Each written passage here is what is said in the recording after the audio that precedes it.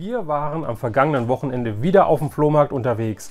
Ob wir was bzw. was wir gefunden haben, das möchte ich euch in diesem Video hier präsentieren. Und im Anschluss an das Video gibt es noch die Auslosung zu der Get Digital Lootbox.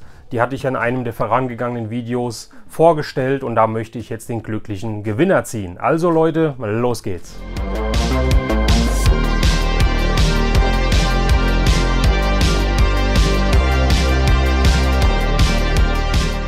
Ja Leute, bevor ich mit den Funden von dem letzten Flohmarkt anfange, nochmal kurz zur Erinnerung. Am kommenden Samstag, den 8.6. bin ich auf der Luxor Fantastik. Dieses Wochenende bin ich nicht auf dem Flohmarkt unterwegs, sondern bin in Bensheim, Nähe Darmstadt, auf der Luxor Fantastik. Zusammen mit Christian von Seetoys haben wir da einen kleinen Stand und ich helfe ihm ein bisschen. Ja, also kommt vorbei, wenn ihr in der Nähe seid, wenn ihr einen längeren Anfahrtsweg habt, dann setzt euch ins Auto, setzt euch in den Zug, was auch immer. Kommt zur Luxor Fantastik in dem Luxor Filmpalast in Bensheim. Richtig schöne Location und lasst uns da ein bisschen quatschen und eine Menge Spaß haben. Ja Leute, und am Ende von dem Video, wie vor dem Intro angekündigt, gibt es noch die Auslosung von meiner Lootbox. Jetzt möchte ich aber anfangen. Flohmarkt war wieder angesagt. Diesmal hatten wir keinen Regen, obwohl der Himmel doch sehr, sehr dunkel war. Nicht so wie das letzte Mal, wo es in Strömen geregnet hat und wir immer vom Flohmarktplatz wieder ins Auto gelaufen sind und dann gewartet haben, bis es aufgehört hat und dann wieder raus. Der Himmel war wolkenverhangen, aber es hat diesmal wirklich, Gott sei Dank, nicht geregnet. Und an einem der ersten Stände habe ich sofort auch was gefunden. Das fand ich sehr, sehr schön und es ist eine Sache, die einige gar nicht kennen, einige nicht mögen und einige sagen, nein, das ist gar nicht das Richtige. Für mich ist es das Richtige und zwar das Westsandmännchen. Ich habe ein Quartett, ein Kartenspiel vom Westsandmännchen gefunden. Das ist für mich, wie viele oder wie ihr alle, wenn ihr meinen Kanal verfolgt, wisst, das einzig wahre Sandmännchen ist. Das Sandmännchen aus meiner Kindheit. Das Westsandmännchen von Platnik Wien. Das ist sogar aus Österreich hier, dieses Set. Es ist natürlich vollständig. Ja, habe ich, wie gesagt, an einem der ersten Stände gefunden. Und ist das nicht schön? Liebe Kinder, gebt gut Acht, ich habe euch etwas mitgebracht. Das war immer der Spruch von dem Sandmännchen. Ich weiß gar nicht, ob das andere das auch sagt, aber das ist so meine Kindheit, meine wirklich früheste Kindheit mit diesem Sandmännchen hier. Das Quartett war an einem Stand bei einem sehr netten Herrn, ja, und ich habe gefragt, also er hatte sehr viele Quartetts, sehr viele Quartettspiele gehabt und hat die alle so schön in so einer, ja, in einem Acrylständer gehabt, mehrere. Und ich habe mich schon fast nicht getraut zu fragen, weil der Flohmarkt ist ein Antikmarkt und da sind die Preise eigentlich immer oftmals ein bisschen höher angesiedelt. Und er hat die so schön drapiert gehabt und dann dachte ich mir schon, oh, das wird teuer. Und da waren noch andere alte Quartetts dabei und ich habe dann trotzdem gefragt, was er dafür haben möchte und er sagte, ja, 3 Euro und bei 3 Euro habe ich nicht verhandelt, sondern habe sofort zugeschlagen und habe wieder ein weiteres Teil für mein Westsandmännchen oder für meine Westsandmännchen-Sammlung mir geholt und das wandert jetzt natürlich auch zu den anderen Sachen. Nun, liebe Kinder, gebt fein Acht, ich habe euch etwas mitgebracht. Ja Leute, am gleichen Stand oder beziehungsweise der Stand, die haben sich den Stand geteilt. Ein weiterer Herr hatte, ich hört so komisch an, wenn ich Herr sage, aber so war es, hatte auch noch mehrere Quartettspiele, so nenne ich es jetzt ab jetzt, bei sich liegen gehabt. Und auch das ist etwas, was ich sehr, sehr toll finde, was pure Kindheit für mich ist. Und zwar ist das Karl May Winnetou. Und er hatte Quartetts liegen. Oh Mann, Gott, ich komme nicht drum rum, das irgendwie nochmal zu erörtern, wie das wirklich heißt.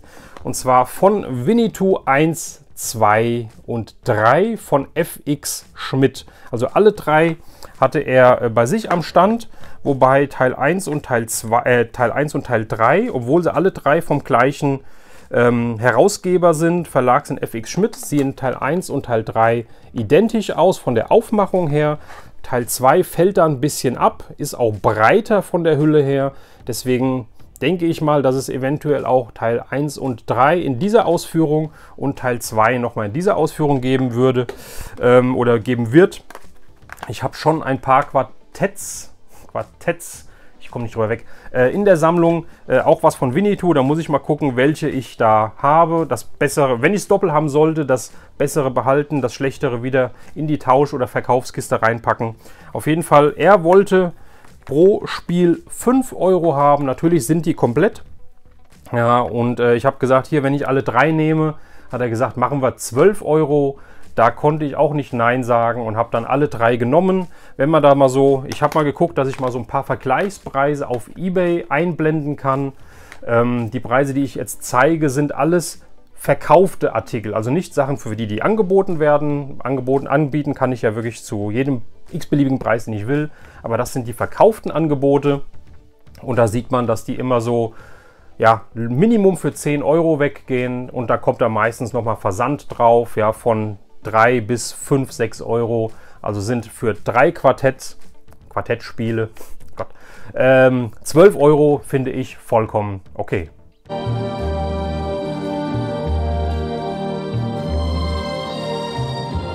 Ja Leute, dann waren wir an einem Stand angekommen. Eine Dame, die sehr viele, wie gesagt, es war ein Antik-Flohmarkt, die halt sehr viele, ja, alte Sachen, ich will nicht unbedingt sagen antike Sachen, aber alte Sachen auf ihrem Tisch präsentiert hat. Unter anderem ganz, ganz viele, die liegen jetzt vor mir, deswegen gucke ich nach unten, ganz, ganz viele Gummifiguren in einem Setzkasten drin, einem Holzsetzkasten.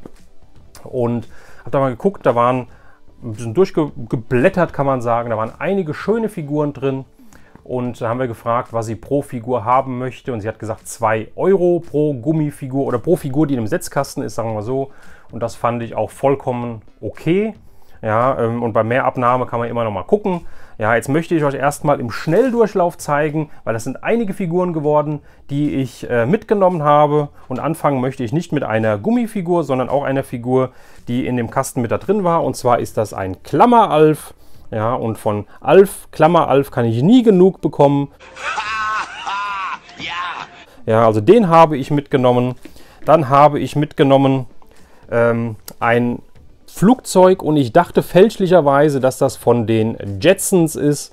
Ja, es hat mich schon gewundert, dass unten drauf steht Disney Bullyland. Und ich hatte online gesucht, jetzt im Nachhinein, und habe schon wieder vergessen, was es ist. Auf jeden Fall, wenn ich es nochmal finde, blende ich es ein. Das ist irgendwie von 2009, also das ist gar nicht alt und es ist von irgendeiner Zeichentrickserie, die ich überhaupt nicht kenne.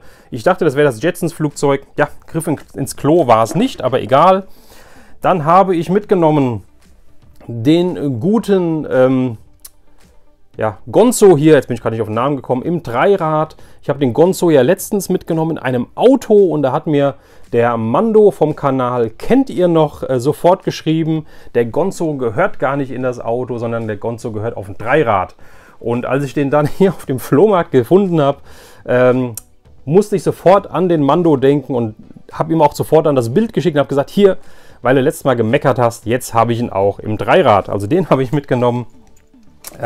Dann habe ich mitgenommen, habe ich auch noch nicht gehabt, einen Pumuckl, einen glaube ich, heißt der, hat man im Buch geguckt. Übrigens in diesem Buch hier, was ich nur jedem empfehlen kann, sehr schade, dass die nicht mehr neu aufgelegt werden. Schönes Nachschlagewerk für die Gummifiguren. Ich glaube, der Verlegenheitspumuckl ist das, glaube ich, den habe ich mitgenommen. Dann habe ich einen schönen Alf mit Gitarre mitgenommen, sehr, sehr schön. Alf geht, wie gesagt, immer. Dann habe ich einen Anhänger hier, und zwar einen Barbapapa. Und zwar einen flauschigen, also der ist zwar aus Gummi, aber Barbapapas sind ja eigentlich so sehr glatt und rund. Und der hat so eine Fellstruktur, finde ich sehr schön im Anhänger. Und Anhänger auch sehr schön, nicht gerostet und nix. Dann habe ich, gerade im letzten Video direkt, habe ich ja Gummifiguren von Asterix gefunden und habe gesagt, dass die gar nicht so häufig mehr zu finden sind. Und siehe da, ich habe hier sofort einen Römer noch gefunden. Finde ich sehr, sehr schön. Also der wandert direkt zu den anderen Figuren, die ich das letzte Mal aufgegabelt habe. Dann sehr, sehr schön. Und da könnt ihr mir vielleicht wieder helfen. Ich habe hier von Tailspin, von Captain Baloo und seine Crew und seine tollkühne Crew, den Captain Baloo. Und das ist, scheint keine Bully- oder Schleichfigur zu sein, denn unten auf dem Füßchen steht Kellogg's drauf. 1991 Kellogg's. Und jetzt könnt ihr mir mal sagen, war der vielleicht irgendwie in Kellogg's Packungen drin? Gab es die Figuren da mal drin? Ihr seid gefragt, lasst es mich wissen, schreibt es in die Kommentare. Dann wieder sehr schön Los Angeles 1984 Olympische Spiele. Den guten nehme ich ja auch immer mit, wenn ich ihn finde. Und eventuell sieht man ihn hier unten im Regal stehen. Ich weiß es nicht, wie die Kameraeinstellung ist. Da habe ich schon 2 andere Varianten von, plus den aus Plüsch von Zodax Zeittresor bekommen damals. Und jetzt ist die 3. Variante, also Boxer, habe ich hier sehr, sehr schön. Dann, was mich sehr gefreut hat, wo sind sie? Ich zeige jetzt mal einfach beide gleichzeitig in die Kamera. Ich habe hier Max und Moritz, auch alte Ausgaben, ja, alte Figuren von Max und Moritz. Und die sehen, wir haben sie nochmal sauber gemacht, aber die sahen auch schon vorher richtig, richtig gut aus. Ja, wie gesagt, wunderschön hier. Und das Besondere bei dem Guten hier ist, der hat hier eine Angel dabei und diese Angel ist noch ganz, also die ist noch komplett, die ist unten am Fuß befestigt und auch oben nochmal ganz, ist es nicht gerissen, nicht gebrochen, nichts, finde ich sehr, sehr schön. Dann habe ich von den Bulli Bienchen, im letzten Video habe ich auch einen davon gezeigt. Da wusste ich nicht genau, wie sie heißen, aber ich habe jetzt nochmal nachgeguckt. Das sind die Bulli Bienchen, ja, von 1976, glaube ich, wenn ich jetzt nicht komplett falsch liege. Auch wieder 2 gefunden. Einmal einen Wächter und einmal eine, ja, Biene, die einfach ein bisschen guckt. Die gefunden. Dann habe ich noch einen Snicks gefunden, der gerade auf dem Boden liegt und ein Buch liest. Und ich habe hier das Äffle gefunden, ich glaube, das war der Südwestdeutsche Rundfunk, meine ich, wenn ich richtig liege. Das Äffle von der Werbung. Das waren 2, ich zähle gerade mal, 4, 6, 8, 10, 12, 13, 14, 15 Figuren zusammen. Und sie hat ja gesagt 2 Euro pro Figur. Und dann habe ich aber noch was bei ihr gesehen und dachte, was ist denn das? Und jetzt kommen wir wieder zu meinem ersten Fund des heutigen Videos. Das war das, wer weiß es noch, das Kartenspiel vom Westsandmännchen. Nein, doch. Und auch jetzt brauche ich wieder eure Hilfe, weil ich habe mich mit einer Dame unterhalten und sie hat auch gesagt, sie hat schon gesucht, sie hat nichts darüber gefunden. Ich habe dem gleich getan nach dem Flohmarkt. Ich habe auch online gesucht, ich habe auch nichts gefunden. Und ich habe hier ein Westsandmännchen Kissen.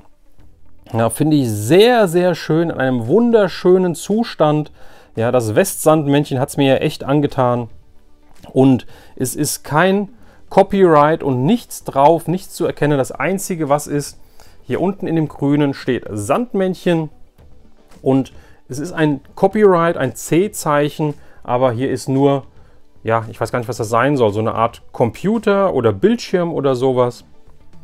Ja, und was uns dann aufgefallen ist, oder beziehungsweise was meinem Schatz aufgefallen ist, also mir ist aufgefallen, sagen wir mal so, hier neben ist eine Naht. Ja, hier neben ist eine weiße Naht, hier wurde das Ganze irgendwie zugenäht.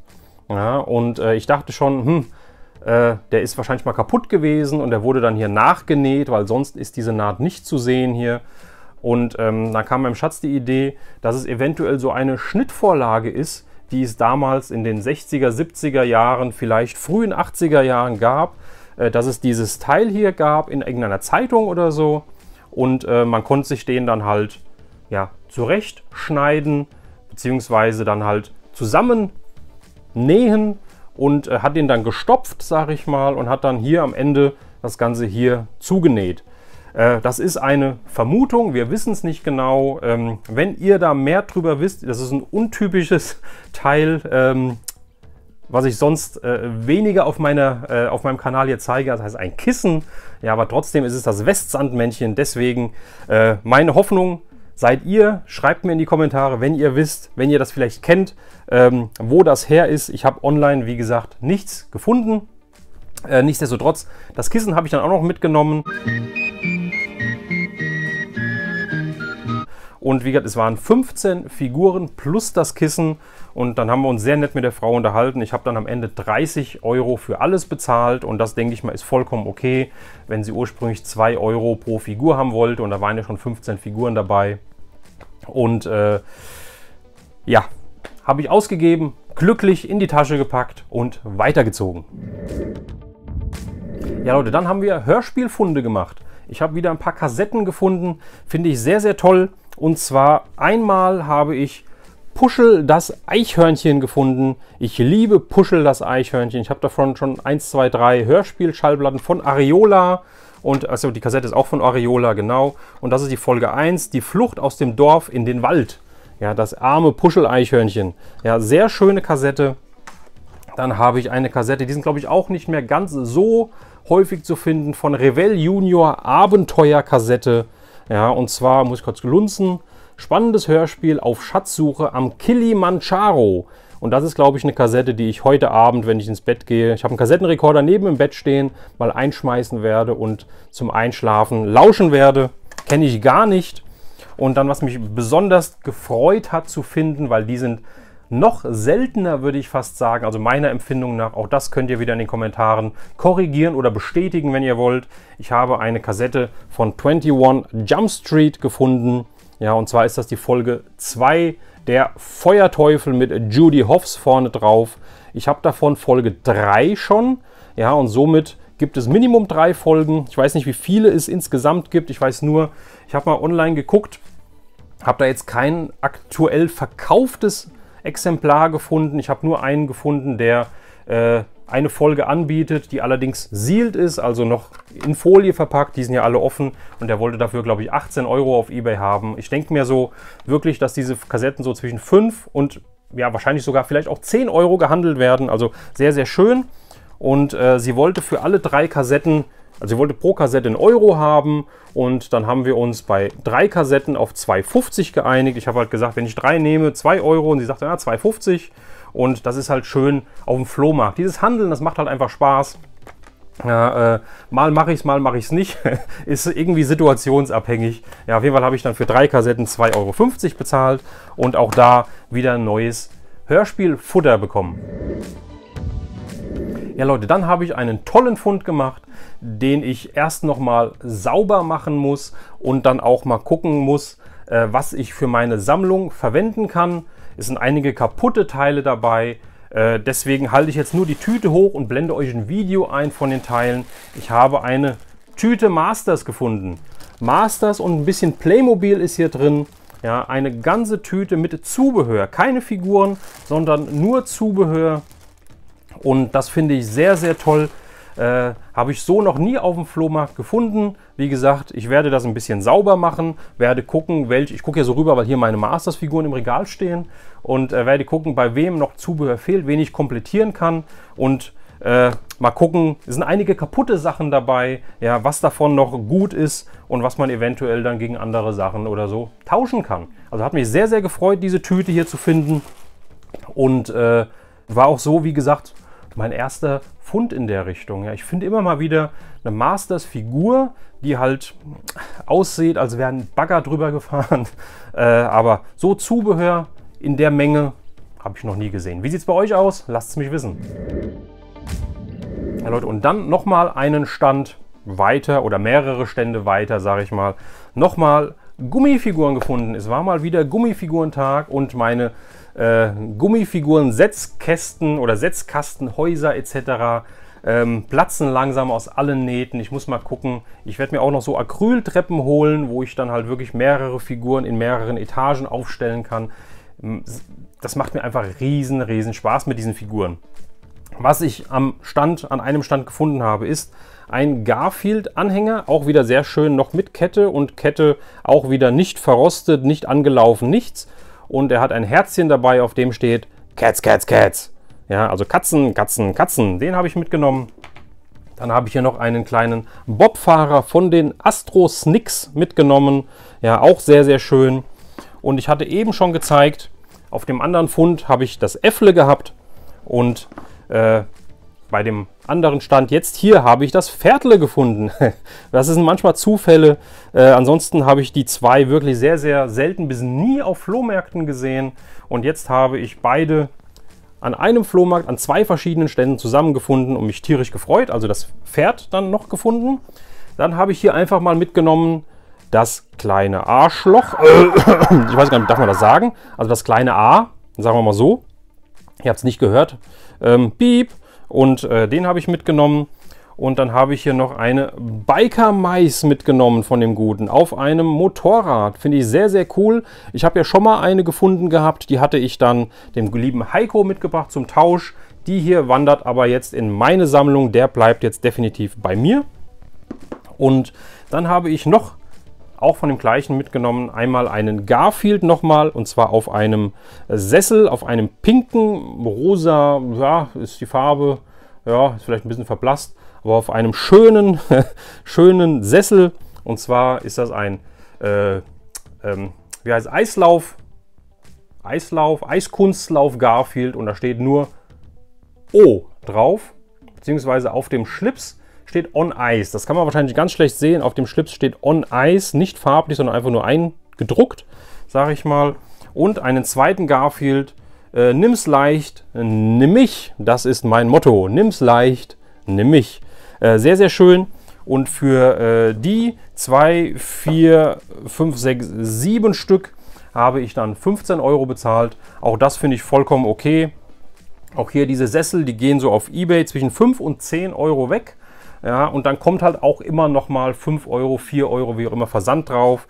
Würde ich mir auf eBay nie kaufen. Wenn ich sie auf dem Flohmarkt sehe und der Preis passt, nehme ich es mir da gerne mit. Es ist nichts, wofür ich Unsummen ausgebe, aber wie gesagt, wenn der Preis stimmt, wandern die sehr gerne oder dürfen die sehr gerne in meine Sammlung wandern. 15 € für das Konvolut und ab dafür. Ja, Leute, das waren meine Funde. Diesmal waren keine großen, massiven Figuren, Spiele, was auch immer dabei. Diesmal war es klein und handlich, hat alles schön in den Rucksack gepasst. Sehr viele Gummifiguren, Quartett, Hörspiele, das schöne Kissen, wo ihr mir hoffentlich helfen werdet, wo das her ist. Ich bin über jede Info dankbar. Ja, wenn ich das Kissen irgendwie zuordnen kann, würde mich sehr, sehr freuen.